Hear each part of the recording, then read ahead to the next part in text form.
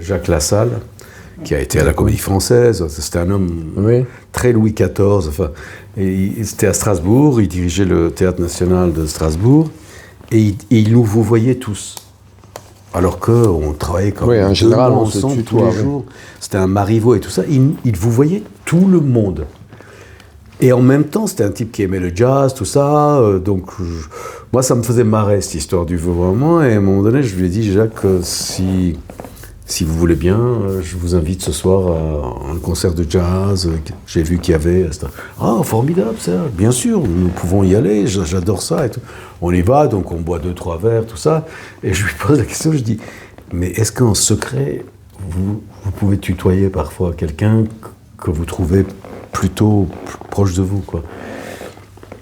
Il m'a dit, j'ai du mal, parce que c'est plus facile de dire merde quand c'est resté ce truc-là. Oui, il faut pas... Et jusqu'au bout, il nous a, vous voyez, jusqu'au bout, c'était extraordinaire.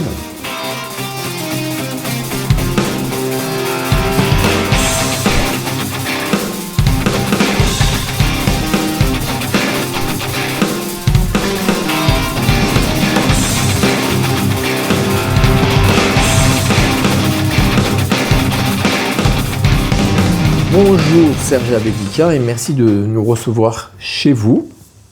C'est un plaisir. C'est très beau. Et donc, on ne va pas vous présenter, vous avez une carrière absolument impressionnante, mais on va commencer par dire que vous êtes né à Erevan, donc on peut dire que vous êtes à la fois, vous avez un pied en Arménie, un pied en France, hein, c'est ça? Si, comme je vous connais un peu quand même. Et il y a 2 films qui ont commencé à vous imposer dans le cinéma d'emblée en 1979. Donc c'est Le Pullover Rouge de Michel Drac, où vous interprétez le rôle de Renucci, qui a été le dernier condamné à mort. Et parallèlement, alors je sais pas si c'est la même année, mais je sais pas lequel a été réalisé avant ou ensemble. Donc c'est Nous étions un seul homme de Philippe Valois, et qui est aussi dans un genre complètement différent, un très beau film. Alors, c'est peut-être pour vous des souvenirs, parce que ça fait quand même quelques années, mais ça a changé votre vie quand même. Vous étiez un jeune acteur. Oui. Et... le cinéma a fait irruption, si vous voulez, à ce moment-là, j'avais 23-24 ans. Je venais de faire le Festival d'Avignon, je me rappelle, en 78, au Théâtre du Chapeau Rouge. Je jouais une pièce qui s'appelait... les derniers souvenirs de Paul et Mick. En fait, c'était Paul et Mick. Enfin, c'était avec Daniel Tonacella, c'était difficile. L'Avignon, c'était déjà difficile à l'époque. Pour ceux qui n'avaient pas d'argent et qui rentraient dans un marché. Et puis, j'avais pas d'agent et j'avais fait des photos. Il y avait un certain Claude Wolff qui avait ouvert. Ça, je m'en souviendrai. J'en parle parce que c'est rare, ça se fait plus du tout, tout est monnayable maintenant. Et lui avait ouvert une agence pour tout le monde. Tu te présentais avec tes photos. Si tu avais de l'argent, tu payais et que c'était plus mis en valeur. Si tu n'en avais pas, c'est lui qui choisissait comment il faisait. Enfin bon. Et coup sur coup, d'abord Philippe Valois m'a appelé, on s'est rencontrés. Il m'a fait lire son scénario. Je le trouvais assez osé. J'ai bien compris qu'il était homosexuel et j'ai bien compris que ça parlait quand même d'une histoire d'amour entre 2 hommes. Et pas n'importe quel homme, mais un jeune échappé d'asile psychiatrique. Ça se passe en 1943 dans le Lot-et-Garonne. Échappé d'asile psychiatrique, parce que c'est la guerre, il y a eu des hôpitaux ouverts, etc. Qui vit seul dans une campagne sauvage, pas loin d'un village. Et un soldat allemand blessé qu'il va retrouver sur la route, qu'il va amener chez lui. Tous les opposent, sauf qu'il parle français, l'allemand. Et tous les opposent à tout point de vue. Mais ça se terminera après les violences faites l'un contre l'autre, par une belle histoire d'amour. Et l'Allemand sera tué par la Gestapo, et le jeune s'enterrera avec lui, à la fin. On a tourné avant Le Pullover Rouge, c'était en 79, et Le Pullover Rouge est sorti avant. D'accord. Et nous étions donc le premier à être tourné, c'est Nous étions un seul homme. Voilà. Et Michel Drache est allé voir le montage de Philippe, il lui a donné des conseils. D'ailleurs, Philippe a changé la fin, il m'a dit, grâce à Michel Drache. Et c'est comme ça, voilà, que j'ai fait deux films coup sur coup, et deux films très différents. L'un qui touchait le peuple dans son ensemble, puisque c'était une question cruciale de l'abolition de la peine de mort. Et l'autre, c'était comment défendre une histoire d'amour entre deux hommes sans être militant. Et évidemment, j'ai été très sollicité par la presse de l'époque, Le Guêpier, tout ça. Enfin, je recevais des messages. J'ai fait quelques émissions connues comme Drucker, Bouvard, etc., où je parlais quand même de tous ces sujets-là. C'était des sujets très forts à l'époque, et la gauche allait passer, est venue passer. Du coup, ça a un peu changé doublement et triplement mon trajectoire, parce que avec l'arrivée de Jack Lang au ministère de la Culture, j'ai réussi à renouer avec l'Arménie, en fait, parce que par le théâtre et le cinéma, j'ai proposé qu'on invite une troupe jouer Shakespeare, parce que les Arméniens, c'est un peuple très shakespearien, qui adore Shakespeare, et qui a encore... Et à l'époque, ils étaient encore assez francophiles. Oui, aussi. La francophonie fait son travail. Il n'y avait pas encore eu toutes les trahisons, entre guillemets, enfin, tous ces... Oui. Et voilà. Ces deux personnages complètement opposés, donc, parce que un, c'est un personnage, donc Christian Renucci, vous y attendiez peut-être pas à ce que ça déclenche comme ça une passion, parce que en fait, on montrait une erreur judiciaire en quelque sorte. Hein. C'était très, comment dire, passionnel à ce moment-là, ce film. Gilles Perrault, le livre de Perrault que Michel Drache m'a fait lire avant son scénario. Gilles Perrault, que j'ai rencontré plus tard, qui était un homme très sympathique, très chaleureux et travailleur sur justement le fait de trouver les raisons pour lesquelles il peut y avoir des glissements, il peut y avoir des erreurs commises, etc., et qui peuvent coûter cher. Il démontre dans son livre qu'en effet, il y a des erreurs judiciaires probables. Mais il maintient quand même, comme dans le film d'ailleurs, qu'il y a des choses incompréhensibles et incohérentes aussi concernant le comportement de ce Christian Renucci, qui devait rencontrer un copain près d'Aix-en-Provence. Ils ont dû se saouler la gueule. Il avait une voiture, il fait un accident, et puis on retrouve la voiture au fond d'une champignonnière où il dort derrière. Qui a conduit la voiture à ce moment-là? Lui, apparemment, était... C'est compliqué. On trouve ce pullover rouge dans cette même champignonnière, qui lui va pas du tout, qui est trop grand, et on se dit, c'est quelqu'un qui a dû le manipuler, mais qui est ce quelqu'un? Lui ne le dira jamais. C'est ça qui est extraordinaire. Donc il est mort avec son secret, quoi. Oui, et puis il portait une croix comme ça, là, pendant le procès, il engueulait le juge d'instruction, etc., la police, qu'ils ont été tous virés d'ailleurs de leur poste pour pas que ça fasse de suite, après le fait que Giscard n'a pas en tant que président, voulu gracier. Parce qu'il aurait pu gracier, mais c'était une façon peut-être de reconnaître qu'il y avait un doute, des erreurs judiciaires. Il ne l'a pas fait, donc il a perdu sa tête. Et après, alors qu'avant lui, il y avait quelqu'un qui réellement avait des problèmes de détournement d'enfants, d'adolescents, etc. Patrick Henry, qui lui a été jugé, libéré, rejugé, libéré. Voilà, c'est deux choses qui étaient très incohérentes dans le comportement de la justice, en fait. Tant que la peine de mort existait. À partir du moment où... Oui. Mais c'était juste un peu avant, au moment où, avec l'arrivée de Mitterrand, donc grâce à Badinter, la peine de mort a été supprimée en France. Le film a servi un peu de marchepied, je dirais, par rapport... parce qu'il y a eu 1,5 million d'entrées, je crois. Des films, à l'époque, c'était beaucoup. Oui, c'était beaucoup, puis on en a beaucoup parlé. Oui. On en a beaucoup parlé. Oui, et donc il y a eu des relances, parce que à chaque fois, le dossier a été réouvert, parce qu'il y avait des nouvelles informations, etc. Non, c'était une grande histoire, ça m'a poursuivi un peu. Moi, ça m'a passionné, parce qu'avant le tournage, j'ai dit à Drache que j'avais la possibilité d'assister à une reconstitution des faits. J'avais jamais assisté à ça. Et en tant que traducteur. C'était un meurtre passionnel d'un homme contre un autre homme qui pensait que cet homme était l'amant de sa femme. C'était apparemment vrai, mais il l'avait tué à travers la porte, il l'avait tiré, et sa mère était d'origine arménienne et ne parlait pas. Et elle devait assister donc à cette reconstitution des faits. Et c'est l'église arménienne qui m'avait appelé d'Issy-les-Moulineaux. Et j'avais accepté tout de suite parce que le film était en perspective. Et je dois vous avouer qu'assister à une reconstitution des faits avec un juge d'instruction, la police et les témoins de ceux qui ont subi, c'est quelque chose d'assez terrible parce que émotionnellement, il y a du craquage régulièrement.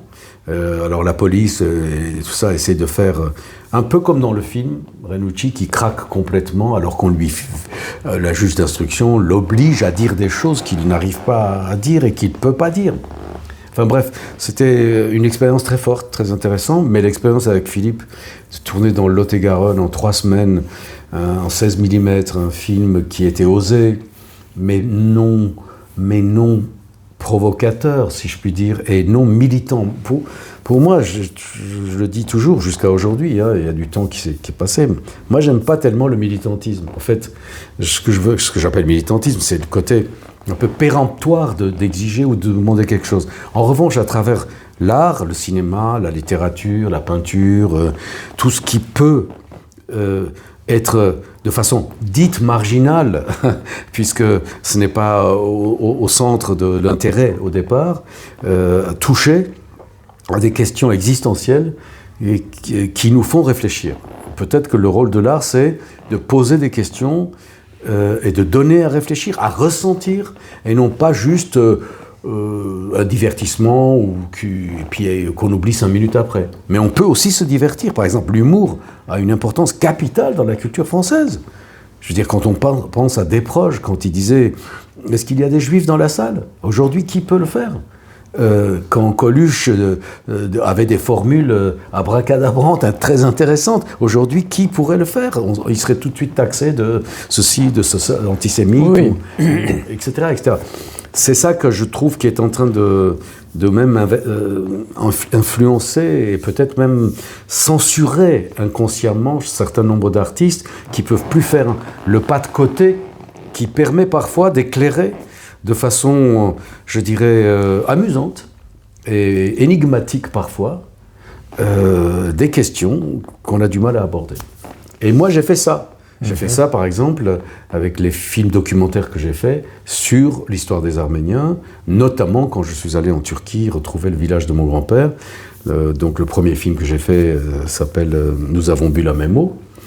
Et puis je l'ai complété juste avant la Covid avec un 4e voyage parce que je voulais retrouver les enfants du film et voir comment Erdogan avait fait son travail à travers la religion, à travers la soumission.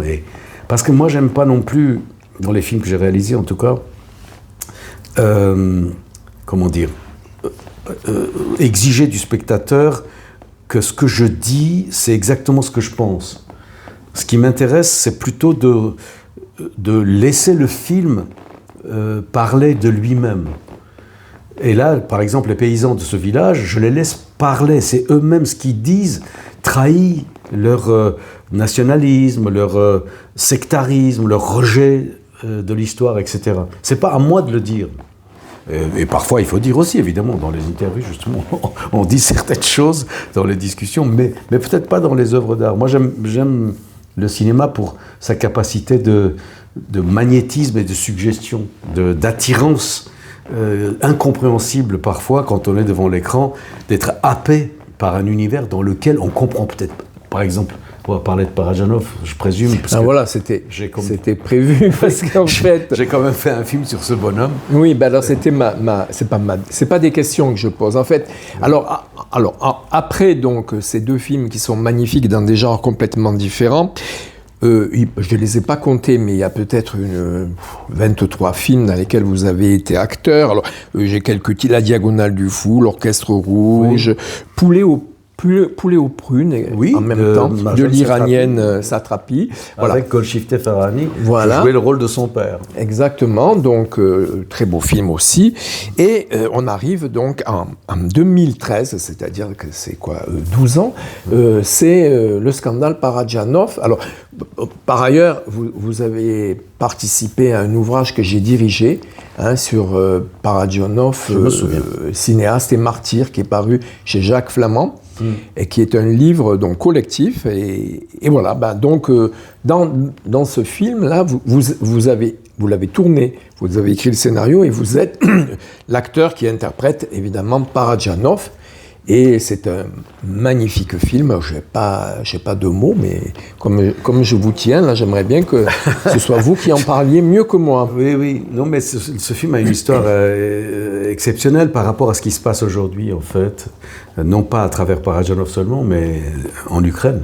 C'est un film qui m'a été proposé par une production ukrainienne, où Parajanov a vécu quand même 20 ans à Kiev. Oui. Donc il leur appartient aussi dans ce qu'il a fait. Les Chevaux de Feu, qui s'appelle À l'ombre de mes ancêtres disparus, qui est un conte que Parajanov a très connu, que Parajanov a adapté, parce que comme il faisait souvent, parce qu'il écrivait, je le dis comme ça en aparté, Parajanov n'a jamais vraiment écrit un scénario original, si je puis dire, venant de lui. Il s'est toujours servi des contes et légendes des pays qu'il connaissait, des langues qu'il parlait, et qui l'intéressaient, et à travers lesquelles il allait pouvoir construire une histoire qui lui tenait à cœur. Une histoire d'amour avorté, de tradition avortée, d'entendre une langue qu'on parle plus...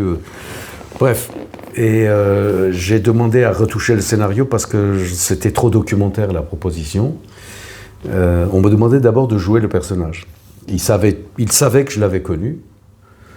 D'abord en 83 chez lui à Tbilissi, où je lui ai rendu visite pour la première fois, sans autorisation d'ailleurs. Ça m'a coûté un peu cher après, interdit du RSS pendant 8 ans, mais...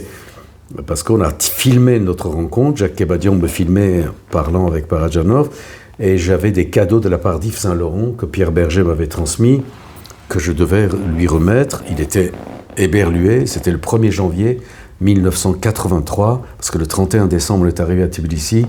On pensait qu'on pouvait le retrouver chez Sophie Coccia-Aurelli, qui est l'actrice qui joue Sayat-Nova jeune dans le film Sayat-Nova, et qui était son amie. Très belle femme et très bonne actrice. On a passé une soirée géorgienne très faste, comme ils savent faire, mais il n'est pas venu. Elle était désolée, moi aussi, et le lendemain, j'ai été obligé d'y aller. Et ça a été filmé, et c'est passé à l'émission Cinéma de Claude Ventura.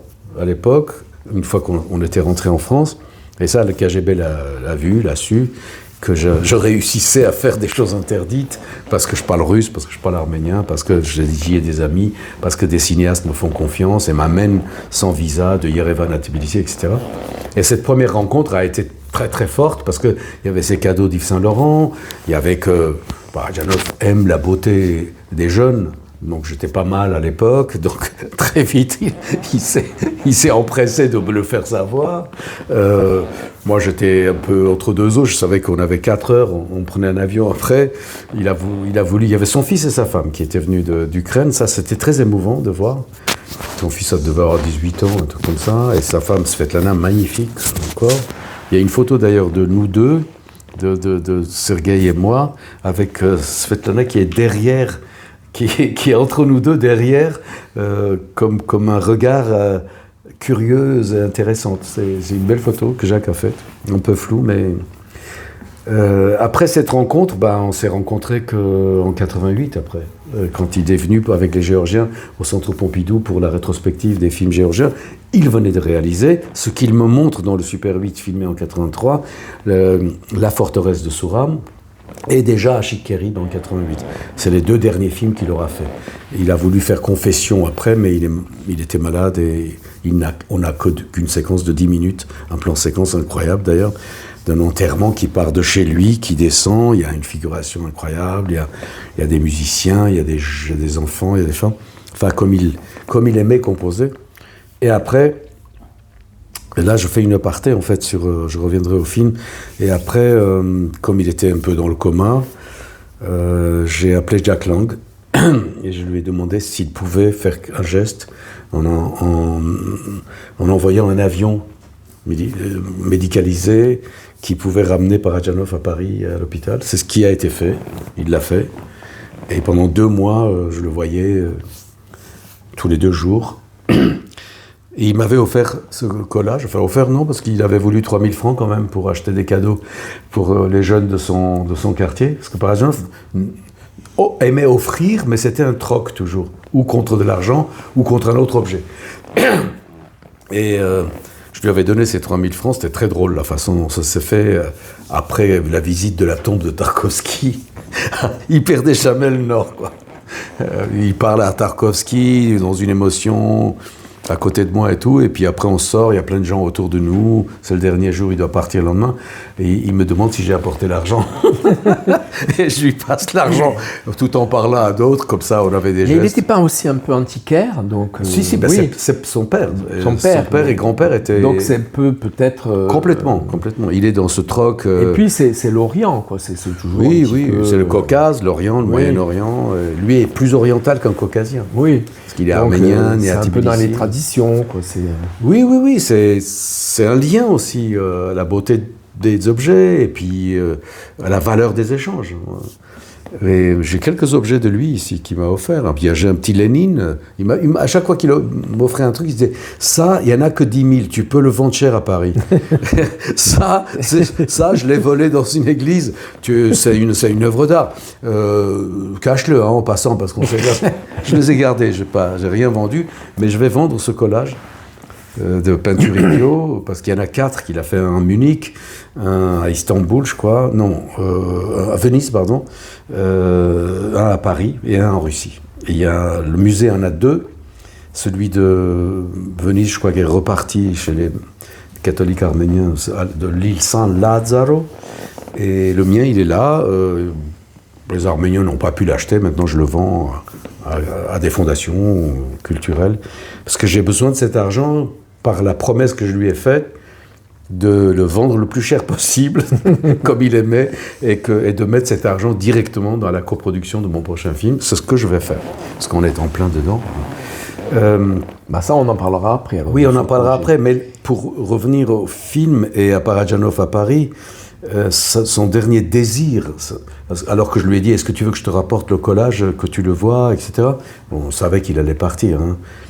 Il m'a demandé une photo de Pasolini. C'est sa dernière demande correctement formulée. Il m'a dit « Est-ce que tu as une image de Pasolini ?» Bon, il se trouve que c'est comme s'il savait que j'allais servir à ça. La Cinémathèque de Toulouse, juste 1 an et demi avant, m'avait offert un 40-60, un portrait magnifique de Pasolini en noir et blanc. Et je l'avais à la maison. Je suis parti à pied de Saint-Louis, je suis venu, je l'ai appris, je l'ai affiché devant son lit. Et il est parti comme ça 4 jours après, en regardant. Il a été rapatrié en Arménie où il était déjà... Mais il avait connu Pasolini. Non, Pasolini je sais est mort trop tôt. Il s'écrivait beaucoup avec Fellini, mais Pasolini, je ne sais pas. Non, Pasolini, il est mort tôt quand même, assassiné sur la plage à Ostia, comme vous le savez. C'est très difficile pour Parajanov et d'autres, comme Tarkovsky ou Péléchian et autres, de communiquer avec l'étranger avant 88, avant Gorbatchev. Lui, il était vraiment sous surveillance, quoi. Vous savez, personne n'osait aller chez lui à Tbilissi. Quand je suis allé en 83, c'est pour ça. Moi, j'ai vu un flic descendre de chez lui quand j'arrivais le matin. Je dis, tant pis, on va y aller. Il était surveillé. Il avait fait 9 mois de tôle aussi à Tbilissi pour des histoires de vol d'objets de valeur dans des musées, dans des trucs. Donc, c'est ce qu'il faisait. Il n'avait pas de travail. Il ne pouvait pas réaliser, il n'était pas salarié, donc de quoi il allait vivre. En plus, sa mère était morte, etc. Donc, j'ai dit oui aux Ukrainiens, je jouerai le rôle, mais je dois réécrire le scénario avec vous, parce que je trouve que c'est trop documentaire. Et je rajoute l'enfance, les rêves, enfin tout ce que je sais de lui. Parce que c'est quand même quelqu'un que j'ai côtoyé de près. Je l'ai pris dans mes bras, j'ai vu comment il travaillait. Je disais souvent, j'ai son odeur en moi, parce qu'il avait une odeur avec sa barbe et tout ça. Il avait une vraie odeur. Une présence, quoi. Voilà, je dis... Et du coup, c'était un pari pour moi, parce que j'ai proposé le film à Roman Balayan. Il a dit non, je peux pas. Moi, j'ai connu Sergueï, je peux pas me risquer à réaliser ce film. Je l'ai proposé à Tom Egoyan, il m'a dit, mais Serge, c'est pas mon univers, mais c'est toi qui dois faire ce film. Tu joues le rôle. C'est lui qui m'a un peu... J'ai dit, bon, j'ai eu la Palme d'Or à Cannes en 2010. Les Ukrainiens, évidemment, ont sauté tout de suite sur l'occasion, en disant « Moi non, il faut que tu réalises le film et tout ça ». Je dis « Attendez, mais vous vous rendez compte de ce que ça veut dire de jouer, de réaliser, tout ça, c'est... Oui, on t'aidera, tout ça ». Et moi, j'ai été très généreux parce que j'ai demandé à la productrice d'être co-réalisatrice. Гражданин Параджанов, пройдемте. Как же я красиво жил 50 лет. Любил, болтал, восхищался. J'ai accepté en fait de réaliser le film parce que j'ai compris une chose. Je m'appelle Serge. En russe, on allait m'appeler Sergueï. Que quand je suis barbu et que je peux être hirsute, tout ça, je peux ressembler à Parajanov. C'est vrai que c'est saisissant quand même. Oui, mais sans prendre 10 kilos. Je veux dire, sans les prendre. Oui. Je ne les ai pas pris. Donc, exprès. Parce qu'en fait, j'avais compris une chose. Ce qu'on appelle un biopic, si on essaie de copier le personnage, on est mauvais. Parce qu'on ne peut pas être meilleur que lui. On ne peut pas faire Charlie Chaplin mieux que lui, c'est pas possible. Il n'y a pas eu de biopic sur Charlie Chaplin. Si, il y a eu une... Ah, mais je n'avais pas vu. Truc, moi non plus, parce que c'est pas très réussi. Récemment, Aznavour, par exemple. Et récemment, Maria Callas, je trouve qu'elle est géniale, parce que c'est pas du tout Maria Callas. Justement. C'est que justement, c'est ça qu'il faut oser. C'est-à-dire être dans l'univers. Alors moi, j'ai dit, je vais... C'est suggérer, mais ne pas imiter. Exactement. Être dans l'univers. Et moi, c'est ce que j'ai fait pour la direction d'acteurs là-bas et la mise en scène avec cet opérateur magnifique ukrainien qui s'appelle Mikhailchuk, Sergei Mikhailchuk. On a travaillé main dans la main, c'était formidable. Ça a été un plaisir ce tournage, mais j'ai été possédé par le personnage en fait.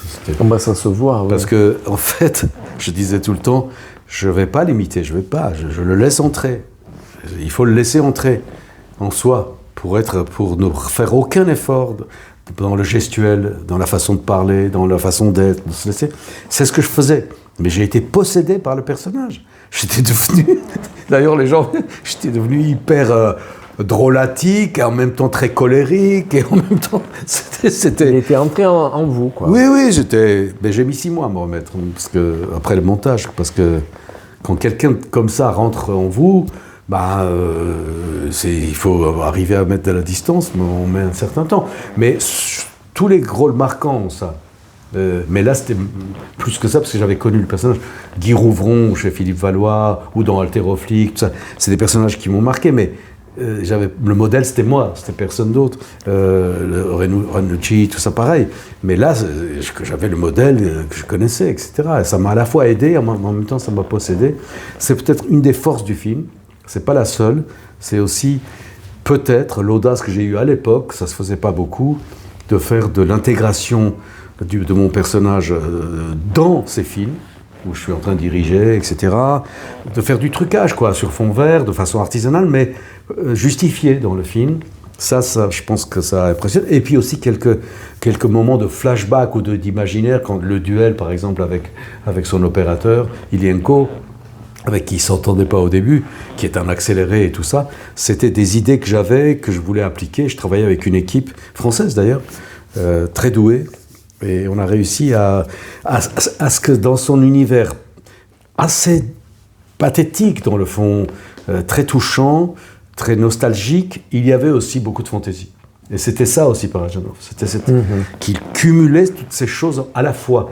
Et pour lui, chaque instant de la vie devait être intéressant, donc il mettait en scène chaque instant de la vie. J'ai des anecdotes à tomber par terre avec lui à Paris, comment par exemple, un soir, à sa chambre d'hôtel, on est tous les deux, on buvait un truc. Il aimait bien manger sucré le soir alors qu'il était diabétique. Ah bah oui, c'était pas une bonne idée. Le suicide organisé. Et il aimait bien. Moi je lui disais, tu sais ce que tu fais. Je disais, si je fais pas ça, qu'est-ce que... Il mangeait les gâteaux françaises les plus grasses, tout ça, les plus sucrés. Les éclairs au chocolat, des trucs comme ça.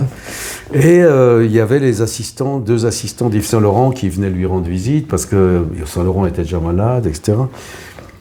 Et à un moment, c'est moi qui traduisais, et à un moment dans la discussion, il me dit « Tu peux demander au premier assistant combien d'argent il a dans sa poche ?» Je dis « Écoute, c'est délicat. » Je dis « Écoute, Sergueï, ça se fait pas en France, ce genre de truc. » Il me dit « Non, mais attends, c'est moi qui parle, toi tu fais que traduire. Traduis, c'est tout. Oui. C'est moi qui demande. » Je dis, très gentil le type en plus, je ne me rappelle plus comment il s'appelait, 35, 40 ans. Je lui dis, Sergueï demande combien d'argent vous auriez dans votre poche, mais bon, je suis désolé de traduire, mais c'est ce qu'il dit, quoi. Bon, lui, ça le fait marrer, il prend son portefeuille, il sort, bon, il se trouve qu'il a $400, 600 francs, dis donc. pas mal d'argent, quoi. Et il monte comme ça, et Sergueï, il dit, dis-lui de le mettre sur la table. Je dis, il dit que vous pouvez mettre sur la table. Lui, il met sur la table, et Parajanov se lève et il dit, bien, maintenant, je vais t'offrir un cadeau qui vaut beaucoup plus cher que ça. Et il part vers sa valise, il revient avec un petit tapis qu'on met sous les arrières des ânes pour mettre des trucs au Karabakh et tout ça. Ah oui, pour les... Un tapis très, très, très solide, très, à la fois persan, arménien mélangé. Il dit, voilà, je l'avais dans ma valise, je ne savais pas à qui je l'allais offrir, je vous l'offre à vous. Et il dit, mets l'argent de côté. C'était ça aussi Parajanov, quoi. Comme sur la tombe de Tarkovsky, il est comme ça, il dit, qu'est-ce que tu fais là, mais qu'est-ce que tu as fait au bon Dieu pour être ici, alors que moi je suis là-bas, et on ne se voit plus, enfin bon, il part dans un délire, et 3 minutes après, on est en train de sortir du cimetière, il me dit, tu as l'argent? Voilà. Voilà. Et jusqu'à aujourd'hui, son centenaire, on l'a fêté avec beaucoup de brio en Arménie, pas seulement. Ça continue en France. La Cinémathèque a enfin programmé tous ses films, ainsi que le mien, au mois de décembre dernier. J'ai montré ces films au Festival de Kerala en Inde.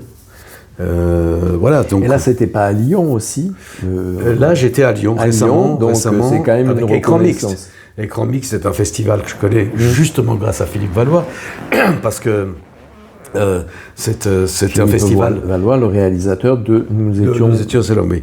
Parce que tous ces films ont été montrés, enfin toi tous, Nous étions un seul homme en particulier, mais aussi Haltérophilique, puis d'autres. Il est devenu un des parrains du festival. C'est un festival qui programme des films qui traitent des transgenres, de l'homosexualité, de changement de sexe, etc., mais de tout genre. Et cette année, ils avaient décidé de faire une rétrospective Parajanov et une rétrospective Pasolini. Et ils m'avaient demandé, ils savaient que je connaissais un peu le lien, et ils m'avaient demandé de projeter mon film et de présenter les films de Parajanov. Et les Lumières avaient avaient proposé plutôt que je fasse une conférence sur la vie et l'œuvre de Parajanov dans leur grande salle. Moi, je me disais, mais comment la salle va se remplir à 18h30 pour une conférence sur Parajanov à Lyon? Et il y avait 290 personnes et on en a refusé 20 parce qu'il n'y avait plus de place. J'étais étonné, je dois dire, avec un grand plaisir, que toutes les séances que j'ai animées, plus la conférence, 90% du public, les salles étaient pleines à chaque fois, c'était des jeunes. Mais ça, c'est bien. Et ça, c'est que des festivals de ce genre qui ont une ouverture et une curiosité pour les jeunes qui font du cinéma ou qui écrivent ou qui font de la poésie, etc. Ça, j'étais vraiment très touché. Je l'ai dit, je l'ai écrit à Frémaux. Mais ça, c'est le boulot de l'Institut Lumière aussi. Évidemment, le musée, tout ça, bon, ça c'est ils sont quand même aidés par le fait que c'est les frères Lumière. Mais oui, voilà. Ça, preuve, il sort un film. Ça fait une belle carte de visite. Aujourd'hui d'ailleurs. Oui, c'est une belle carte de visite quand on a ces anges tutélaires au-dessus de la tête. Alors, vous avez prononcé le mot justement, Frémaux, Palme d'Or. Oui. Donc, est-ce que c'est Chienne d'Histoire, ce film magnifique? Oui, c'est un film d'animation pour lequel vous avez eu la palme. Alors, d'accord, donc c'est avant la préparation du film sur Parajanov. Exactement, c'est pour ça que je vous ai dit, les Ukrainiens... Mais oui, c'est pour ça que je rebondis là-dessus. Oui. Donc, vous pouvez nous en dire un mot parce que c'est complètement différent de tout ce que vous avez fait jusqu'à présent. Oui, en fait, non, j'avais fait déjà 2 films d'animation avant. Voilà, écoutez, je suis, depuis l'enfance, très attiré et j'ai une grande passion pour la peinture. Parce que j'ai été entouré de peintres et de musiciens en Arménie, comme c'est un pays de peintres, hein, et je posais pour les peintres quand j'étais jeune, etc. Et je dessinais, j'apprenais à dessiner, peindre, et j'ai d'ailleurs ici chez moi plusieurs peintres, souvent d'origine arménienne, mais pas que, Ça, c'est par exemple le maire Mansourian. Bon, ça, c'est pas Ajanov. Enfin, il y en a d'autres. Là, il y a une expo de Guillaume Toumanian. Là, il y a en ce moment une expo d'un ami arménien de France, Guillaume Toumanian. Voilà, et c'est à la galerie Lazarev, rue du Perche, dans le 3e arrondissement. Très étonnant, je trouve. Je le connais depuis ses débuts, Guillaume, et il fait un travail. J'aime vraiment, vraiment beaucoup, parce que c'est de la peinture comme j'aime, c'est-à-dire on voit aucune ligne. Tout est intériorisé, tout est travaillé par couches, et les couleurs, et les formes. Ce sont des présences, en fait, plus que des reproductions de la réalité. Merci. Et donc, j'avais été en Belgique il y a longtemps. J'ai rencontré un peintre qui exposait, parce qu'il y avait mes films qui passaient. Mes films, à l'époque, j'avais fait que des courts et moyens métrages. Il y avait le 5e rêve, etc. J'ai fait quand même quelques films un peu hors normes, on va dire, stylistiquement. Mais comme disait Godard, c'est la marge qui maintient le reste du cahier. Hein. C'est pas... Donc être en marge, moi, ça me dérange pas. Être dans la marge, ça me dérange pas. Parce que je sais que c'est ça qui tient le reste. Et je vois les peintures de ce type, je dis... C'est vraiment à la fois naïf et en même temps très élaboré. Raymond Delvax, il est parti aussi, lui, il y a quelques temps déjà. En ce moment, c'est incroyable. Tous les gens avec qui talentueux, parce que moi j'ai un principe, je ne dois travailler qu'avec des gens qui ont plus de talent comme moi, dans ce qu'ils font. Et c'est un principe chez moi. C'est-à-dire que je considère que pour réussir quelque chose, pour que la grâce nous parvienne, il faut travailler avec des gens que vous aimez, vous admirez, qui ont du talent, que vous n'avez pas, vous, dans ce domaine-là. Michel Karski, le musicien qui composait les musiques de mes films, il est parti aussi l'année dernière. On a fait un travail, par exemple, incroyable. À l'époque, personne ne faisait ça. On composait la musique du film avant que je le tourne. Et non pas après avoir regardé les rushs ou le montage.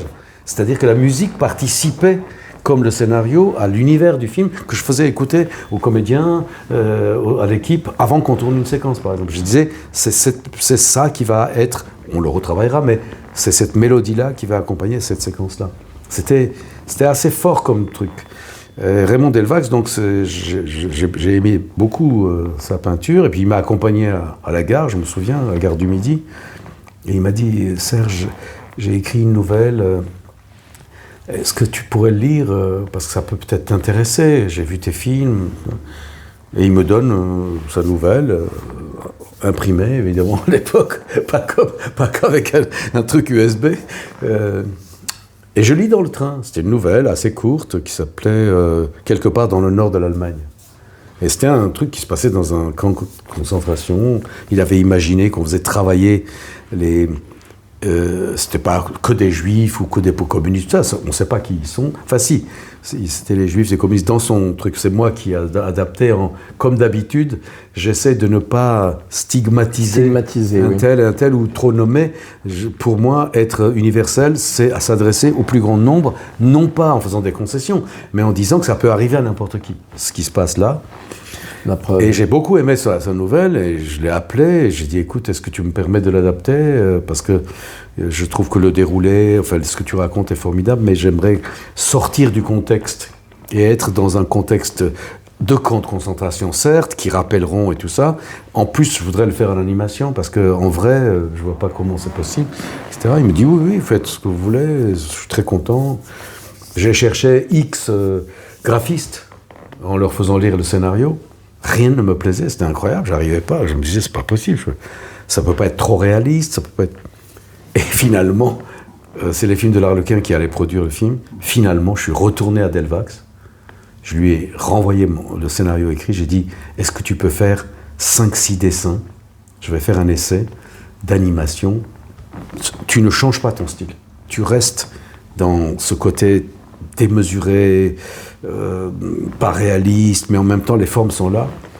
Il m'envoie ces dessins que je recevais par la poste, je me rappelle. J'allais à côté photographier, on faisait quelques minimalistes au niveau de l'animation, et j'ai fini par quand même réussir à convaincre la production que je pouvais travailler avec un peintre et non pas un graphiste qui connaît l'animation. Mais ils m'ont dit, mais tu vas à la perte, tu vas rédiger comment, mais le graphiste, c'est un peintre. J'ai dit, c'est mon travail.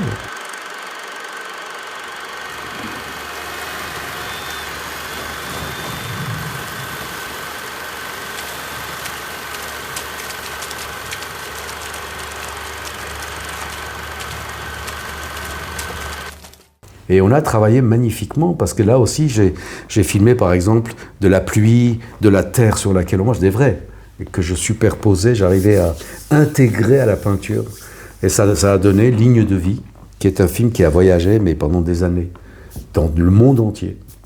Parce que les Juifs pensaient que je parlais d'eux, les extrémistes, ils me disaient « tu parles de nous ». Je disais « ben non, c'est... » Après j'ai fait, du coup ça a été un grand succès, et ça a été étudié au collège et au lycée, dans le truc de cinéma et tout. Et du coup j'ai eu une commande sur le livre de Frank Pavlov, Matin brun, qui était vendu à 1 €, qui était un petit livre, qui a été vendu à 1,5 million d'exemplaires, je crois. Et un producteur avait acheté les droits, et il voulait que ce soit un film d'animation. Là aussi, j'ai dit, écoutez, je ne peux pas appeler mon film Matin brun et que la couleur brune n'est pas le seul danger aujourd'hui. C'est passé, le fascisme. Il est là, mais c'est autre chose qui guette. Ce qui guette, c'est notre substance qu'on est en train d'arracher. On nous rend transparent. Il y a plus de couleur en nous. C'est ça le danger pour moi. Alors laissez-moi l'adapter en changeant pas la dramaturgie, puisqu'il parle des chiens et des chats, comme par hasard. D'abord, le pouvoir essaye de transformer les chiens et les chats en animal transparent. Pas transparent, c'est moi. Tu vois, je suis déjà dans mon film. En brun. Tout se transforme en brun. C'était l'idée de Pavlov. Et moi, je fais tout transformer en transparent avec une matière qui travaille et qui enlève toutes les couleurs. Et c'était de l'animation aussi, justement. On avait trouvé ça. Comment on trouve les choses? Je disais, je cherche ça, comment on va faire?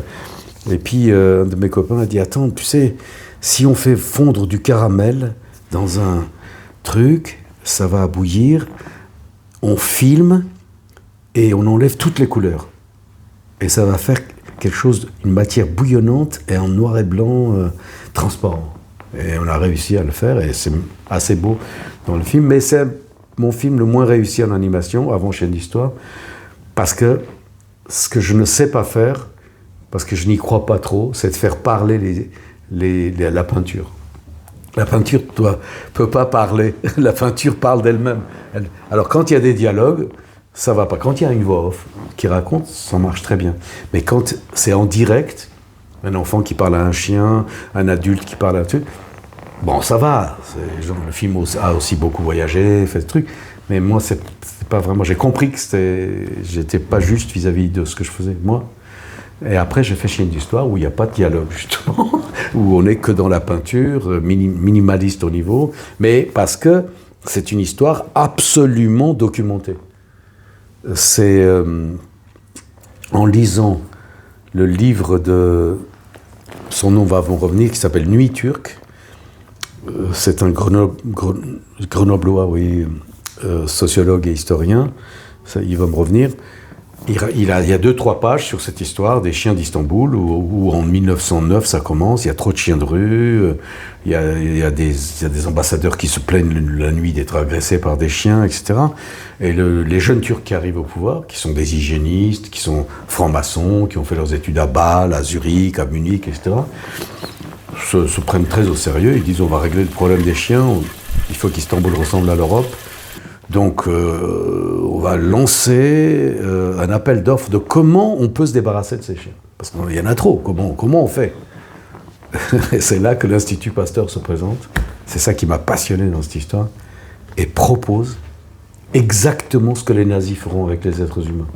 C'est-à-dire des baraquements en lisière de la ville, attraper les chiens vivants, les amener dans les baraquements, les gazer pour qu'ils meurent tranquillement, comme ils disent, puis de récupérer la peau, la graisse pour faire du savon, oui, la peau pour ça, et vous gagnerez tant d'argent. C'est un certain Remblinger, qui dirigeait l'Institut Pasteur à Istanbul à l'époque, qui fait ça et qui raconte ça dans un livre plus tard où il se repentit en disant « j'ai pas compris pourquoi ils n'ont pas accepté », parce que l'un des 3 triumvirats dirigeants des jeunes Turcs a une autre idée. Il dit, mais nous, en tant que musulmans, alors qu'ils sont francs-maçons, on ne peut pas tuer. On ne peut pas tuer directement un chien, ni même un individu. Donc, moi, je propose autre chose, Et c'est là où la perversion de la religion, tout ça apparaît, se remonte à la surface. C'est ça qui... Eh bien, on va les attraper, on va payer des gens, on va créer un instrument, on va les mettre dans des bateaux et on va les déverser sur une île qui n'est pas loin d'Istanbul, où il n'y a pas d'eau, où ils vont mourir. Il y a rien. Ils vont s'entremanger, ils vont se noyer, etc. Mais c'est pas nous. Et ils vont faire ça. Et je trouvais que c'était le comble de l'esprit ottoman, en fait, récupéré par des jeunes Turcs un peu occidentalisés, qui utilisent tous les moyens. Bon voilà, ça a donné ce film-là, et c'est vrai que ça a impressionné, parce que je pense que la forme et le fond marchaient bien ensemble, et puis les gens sentaient que je n'inventais rien. Tout ce que je montrais était... et il y a un dessinateur que je ne connaissais pas, qui s'appelle Sem, un Français, qui avait un ami istanbouliote. Il avait appris cette histoire, il l'avait appelé, il avait dit « Écoute, je vais venir à Istanbul. J'aimerais bien qu'on aille voir là, cette île. Qu'est-ce qui se passe sur cette île ? Il paraît qu'il y a des chiens. » Il le fait, il a fait 3 dessins. Et je les ai utilisés. L'île existe toujours Oui, c'est une île. Est-ce qu'il y a toujours des chiens ? Non. Ah bon, ils sont tous morts. Il n'y a plus rien sur cette île. Ah bah oui. Il y a eu 30 000 chiens qui ont été... Qui sont... Parce qu'en fait, je sais pas si vous avez vu Black Dog, là, ça me fait penser bien un sûr peu que à j'ai ça. Vu. Bien sûr que j'ai vu. Ça me fait penser tout ce qui concerne les chiens, moi je suis. J'ai même vu le Wes Anderson qui a assez largement pompé sur mon film. Mais le chinois aussi, là. Enfin, pas pompé sur le film, mais enfin c'est un peu... Non, l'idée, l'idée de départ est un peu la même, avec tous ces chiens qui envahissent, on ne sait plus quoi en faire, voilà, et puis il ne faut pas les tuer. On va les envoyer dans des cages. Voilà. Et non, mais c'est pas moi qui le dis, hein, c'est Michel Simon qui a fait un article qui a dit Wes Anderson a vu le film de Serge Avedikian. Je lui ai écrit à Wes, il m'a répondu, il m'a dit ah non, mais j'ai pas vu ton film, envoie-le-moi s'il te plaît. Ah bon, c'est curieux ça. Bon alors c'est un assistant qui lui a raconté. Non, mais il l'avait vu parce qu'en 2010, Michel Simon était témoin. En 2010, il était à Cannes et il voyait les films qui.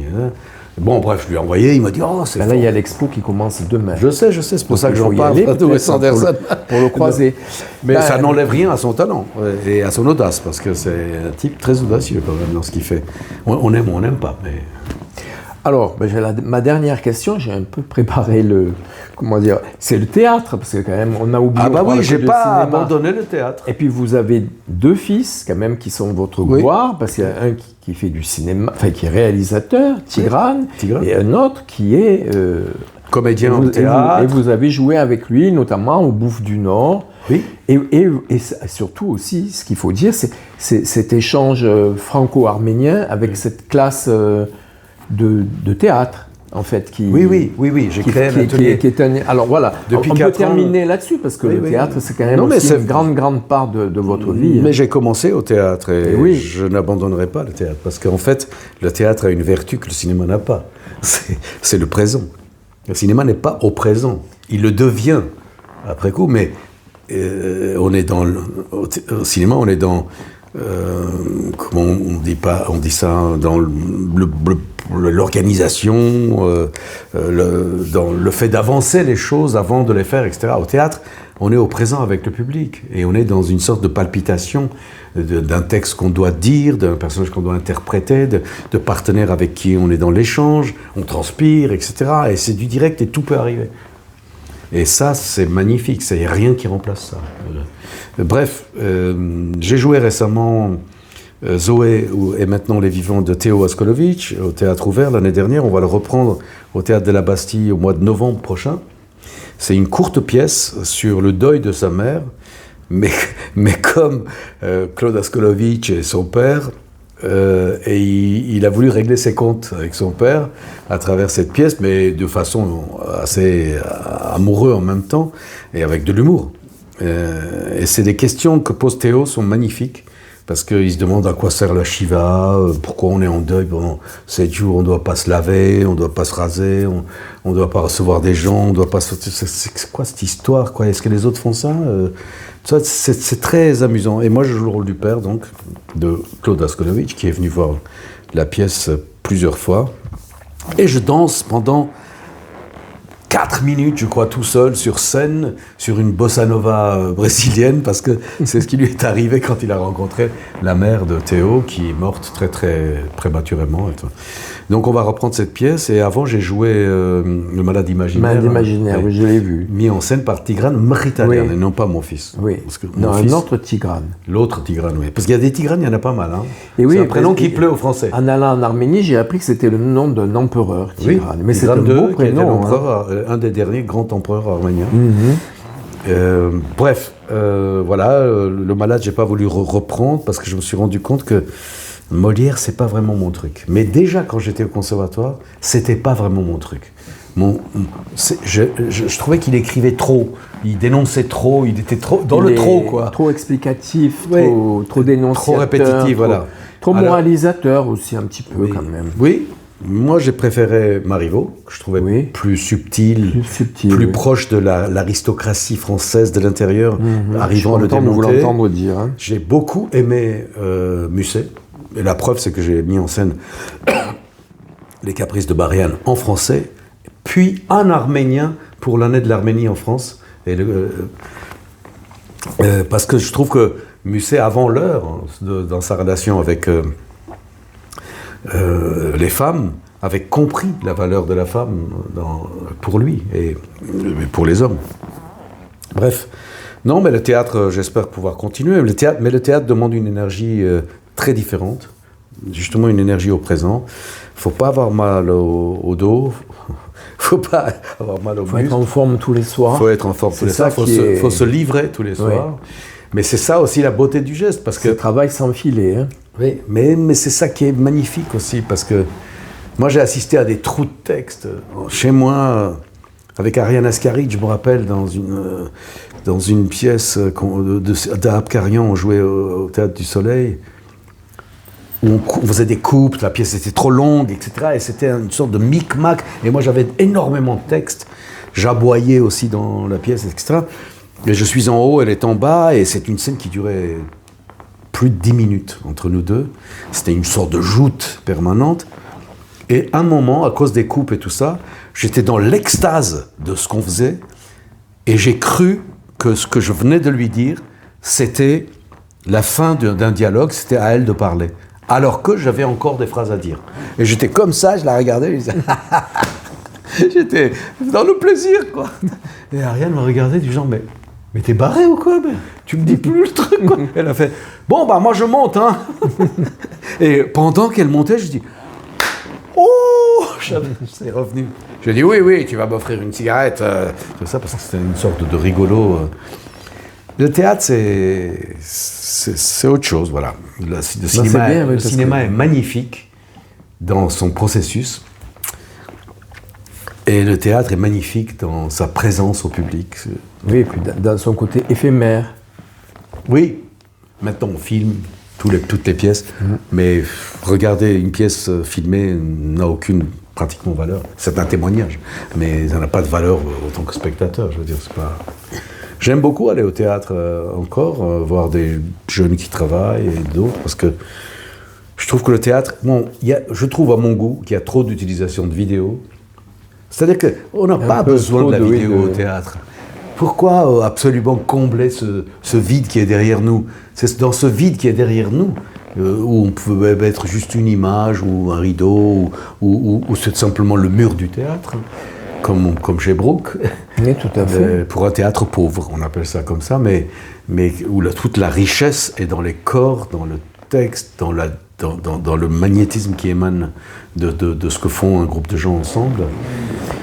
Mais la force du cinéma, c'est sa durabilité, justement. C'est-à-dire qu'aujourd'hui, on regarde les lumières et tout, on se marre de ce qu'ils faisaient. C'est comme s'ils étaient toujours présents. Voilà. Oui, c'est des morts, c'est des morts. Oui, oui. Le cinéma, ça filme la mort, en fait. Mais un des secrets aussi, peut-être, du cinéma, c'est qu'il y a des films, ils ne font pas exprès, hein, mais il y a des films qui traversent le temps, et il y a des films qui naissent et qui meurent, qui sont sur le moment. On peut même les aimer en les regardant, et puis ils disparaissent parce qu'en fait, ils n'ont pas le rouage en eux de la traversée du temps. Parce qu'un des secrets du cinéma, c'est le traitement du temps à l'intérieur même du film. Il y a le mouvement, certes, il y a tout ça, mais il y a aussi le temps. Le temps, quel est le temps que tu utilises pour faire tel plan, tel truc, combien de temps dure le... Je crois que c'est la fin, là. Mais avant de terminer là, il y a quand même quelque chose, c'est que votre fils aîné, il joue le rôle du papa de Charles Aznavour, dans Monsieur Aznavour. Ce que j'ai fait moi aussi avec Guédiguian dans le film sur Manouchian. Manouchian, voilà, oui. L'armée du crime. Voilà. Où je joue et je chante comme le père d'Aznavour et comme j'ai très bien connu Charles, qui a été d'une grande amitié pour moi, toujours sans esbrouf, ni de lui ni de moi sur ce qui était notre amitié, mais on se voyait en secret, on se parlait, il aimait beaucoup ce que je pouvais lui raconter sur l'Arménie. Son père était issu de la Géorgie, hein, donc, et sa mère était plutôt istambouliote. Il avait les deux cultures arméniennes, du Caucase et de l'Anatolie, enfin de l'Istanbul. Et il parlait un peu arménien, mais il avait une sorte de fascination pour mon expérience d'être né en Arménie, juste après la mort de Staline, d'avoir vécu 15 ans là-bas, d'être arrivé en France et d'avoir réussi à parler français comme un Français, de jouer au théâtre, de faire du cinéma et tout ça. Pour lui, c'était... Et il m'avait beaucoup parlé de son père, parce que il savait que j'allais jouer son rôle, il était déjà mort, le père à l'époque. Et il m'avait dit, écoute, je vais te résumer en un truc. Mon père, avant qu'on lui dise « Micha, chante-nous une chanson », il était déjà en train de chanter une chanson. C'était ça, mon père. C'était un fêtard, quoi. Ils arrivaient, les Russes, les Arméniens, les trucs. D'un seul coup, mon père prenait son instrument, il commençait à jouer, il chantait, il buvait avec les autres. Il disait, c'est ça, c'était un fêtard, bonhomme, quoi. Il y a un grand amour entre nous trois, d'ailleurs, parce que sa mère était comédienne. Et c'est que Charles, à 11 ans, il est déjà sur scène. Là, c'est un enfant, avec son pif. Enfant de la balle, quoi. Oui. Et il n'y a pas de secret. C'est ses parents qui ont réussi à, rue Monsieur le Prince, à le mettre au conservatoire en France, en disant, tu vas aller en face, tu vas faire du théâtre, mais tu peux faire de la musique aussi, etc. Et donc, mon fils, en effet, choisi par le Grand Corps Malade et Mehdi, et je le trouve vachement bien dans le film parce qu'il va de 25-30 à 60-75 ans. Jusqu'à la fin, quoi. Il est presque méconnaissable. Eh bien oui, mais c'est assez réussi. C'est une prouesse. Eh bien, merci Serge Avedikian. Merci à vous d'être venu chez moi. Merci pour votre accueil et puis à bientôt. À bientôt pour de nouveaux projets. Si vous le voulez bien.